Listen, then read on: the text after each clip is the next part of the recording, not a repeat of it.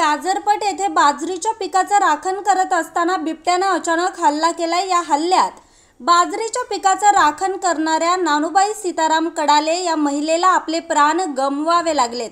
ही घटना आज सकाळी 8 वाजण्याच्या सुमारास घडली आहे। याबाबत सविस्तर वृत्त असं की गाजरपट येथील राजेश पडवळ यांच्या शेतात नानूबाई सीताराम कडाले यांनी बाजरीचे पीक घेतले होते।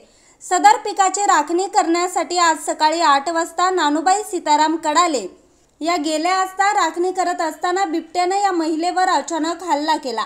या हल्ल्यात नानूबाई सीताराम कडाले यांना आपला जीव गमवावा लागलाय। यापूर्वी काळवाडी येथे एक 8 वर्षीय मुलाला देखील बिबट्याच्या हल्ल्यात जीव गमवावा लागलाय। तर लेंडेस्थळी या ठिकाणी देखील शेतात खुरपणी करत असणाऱ्या महिलेवर बिबट्याने हल्ला केलाय। या हल्ल्यात सदर महिला गंभीर जखमी झाल्याची घटना घडली आहे। लागोपाठ या परिसरात 3 घटना घडल्या असून बिबट्याचं सातत्यानं दर्शन घडणं, पाळीव प्राण्यांवर सातत्यानं हल्ले, त्याचबरोबर मानवावर देखील बिबट्याचे सातत्यानं हल्ले होत आहेत। या घटनांमुळे परिसरातील नागरिक संतप्त झाले असून अजून किती बळी गेल्यावर सरकार व वन विभाग बिबट्याचा बंदोबस्त करेल असा संतप्त सवाल नागरिकांमधून व्यक्त होतोय। न्यूज रिपोर्टर निलेश शिंदे, आज 24 तास, पिंपरी पेंढार।